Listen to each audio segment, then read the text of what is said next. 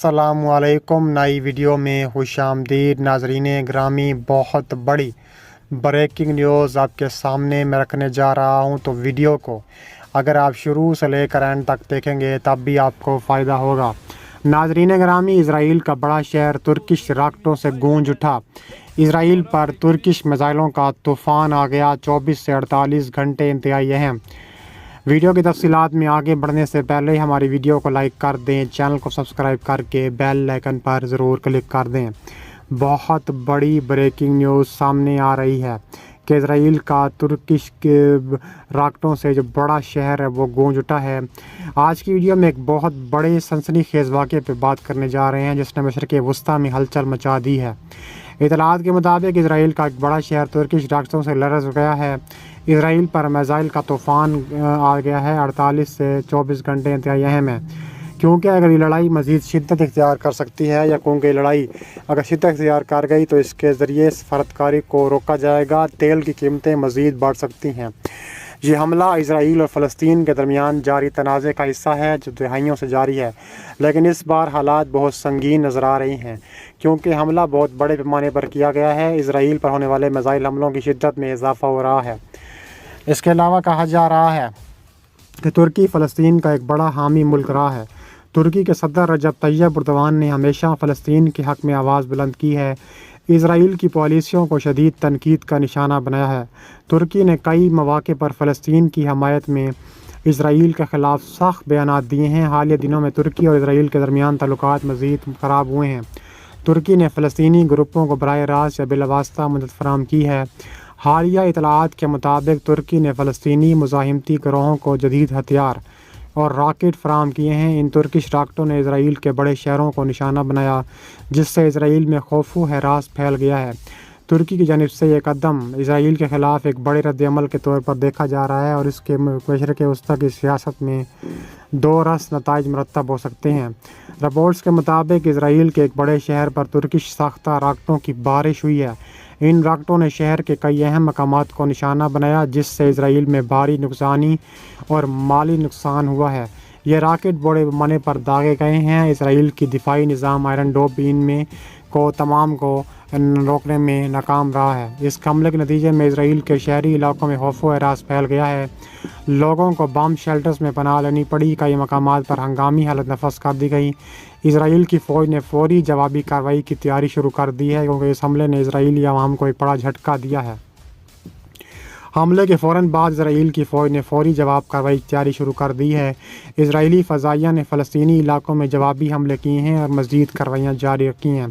ताहम इसराइली फ़ौज ने इस हमले की शिद्दत के आगे वक्ती तौर पर बेबस नज़र आ रही है, क्योंकि ये हमला बहुत मुनज़्ज़म और बड़े पैमाने पर किया गया है।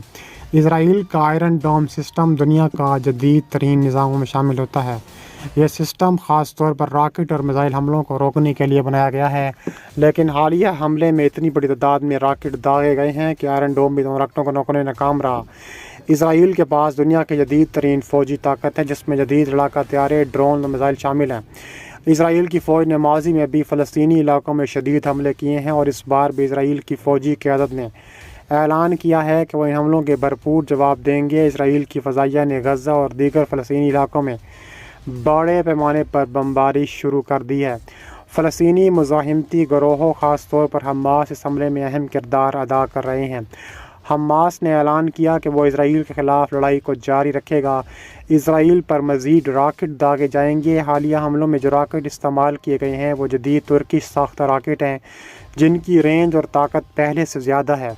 तुर्की का इस जंग में बढ़ता हुआ किरदार एक नई पेशरफ्त है। तुर्की ने न सिर्फ फ़लस्तीनी गिरोहों की हमायत की बल्कि जदीद हथियारों भी फराहम किए।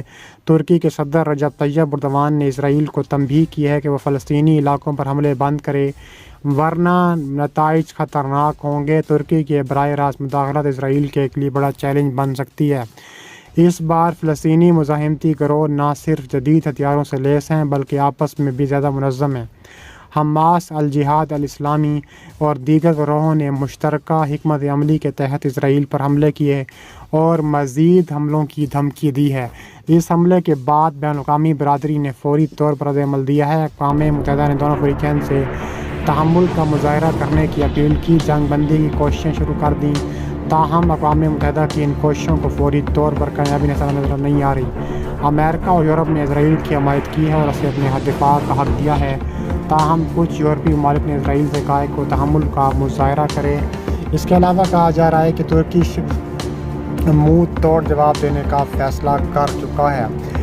اسرائیلی نسل کشی کی قیمت ادا کرے گا۔ غزہ جنگ کی برسی کے موقع پر ترکی کے اردوغان کا بیان بھی سامنے آیا ہے۔ ترکی کے صدر رجب طیب اردوغان نے کہا ہے کہ نسل کشی کی قیمت اسرائیل ادا کرے گا۔ اس کے علاوہ انہوں نے یہ بات 7 اکتوبر کو حماس کے جواب میں جنگ کی پہلی برسی کے موقع پر بعد اب کہی ہے۔ انہوں نے کہا ہے کہ یہ نہیں بھولنا چاہیے کہ اسرائیل جلد یا بدیر اس نسل کشی کی قیمت ادا کرے گا جو 1 سال سے کر رہا ہے بدستور جاری رکھے ہوئے ہیں۔ حماس سمیت فلسطینی مقصد کے پرزور وکیل اردوغان نے اکثر اسرائیل پر حملہ کیا ہے۔ وہ اسرائیلی وزیر اعظم نیتن یاہو کو غزہ کا قصائی قرار دیتے ہیں۔ ان کا موازنہ نازی جرمنی کے ایڈولف ہٹلر سے کرتے ہیں۔ اردوغان نے کہا ہے کہ جس طرح ہٹلر کو انسانیت کے اتحاد نے روکا تھا، نیتن یاہو اور ان کے قتل کے نیٹ ورک کو اسی طرح روکا جائے گا۔ ایسی دنیا جس میں غزہ کی نسل کشی کا کوئی حساب نہ لیا جائے، اس سے کبھی امن نہیں ملے گا۔ ترک رہنما جو اکثر حماس کو آزادی پسندوں کے طور پر سراہتے ہیں، انہوں نے کہا ہے کہ 1 سال سے تمام دنیا کی آنکھوں کے سامنے جو قتل عام ہوا ہے وہ دراصل پوری انسانیت کا اور مستقبل کے لیے تمام انسانیت کی امیدوں کا قتل ہے۔ اردوغان نے غزہ اور اب لبنان میں تنازعات کو روکنے میں بین الاقوامی قوانین پر تنقید بھی کی ہے۔ اس کے علاوہ ترک صدر رجب طیب اردوغان نے اسرائیل پر حملے کی دھمکی بھی دی ہے۔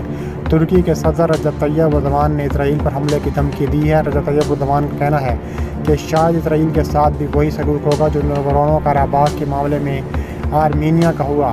آبائی شہر رائس میں حکمراں جماعت کے اجلاس سے خطاب کرتے ہوئے رجب طیب اردوغان نے کہا ہے کہ ایسا کچھ نہیں ہے جو ہم نہیں کر سکتے۔ ہمیں اس قدر مضبوط ہونا چاہیے کہ اسرائیل فلسطینیوں پر مظالم نہ ڈھا سکے۔ اسرائیل کو آرمینیا اور لیبیا کا حشر یاد رکھنا چاہیے۔ رجب طیب اردوغان کا شمار ان عالمی لیڈروں میں ہوتا ہے جنہوں نے غزہ میں اسرائیلی جارحیت کی ہمیشہ کھل کر مذمت کی ہے اور اس حوالے سے عالمی سطح پر بہت کچھ کرنے کی باتیں کرتے رہے ہیں۔ انہوں نے ملک کے دفاعی ساز و سامان کی صنعت کو سراہتے ہوئے جنگ کے امکانات پر بھی بات کی۔ ترک صدر کا کہنا تھا کہ کسی بھی ملک کے سامنے ڈٹ کر کھڑا ہونے کے لیے طاقتور ہونا لازم ہے۔ اگر ہمیں اسرائیل کے مظالم کو روکنا ہے تو زیادہ طاقت استعمال کرنی ہوگی۔ ترکی کے صدر رجب طیب اردوغان نے اسرائیل میں داخل ہو کر کارروائیاں کرنے کے حوالے سے کوئی تصریح نہیں کی۔ اس کے علاوہ عالمی رہنماؤں نے اسرائیل سے کہا ہے کہ وہ حزب اللہ کے خلاف وسیع بنیاد کارروائیوں سے گریز کرے، کیونکہ ایسا کرنے سے خطے میں بڑی جنگ چھڑ سکتی ہے۔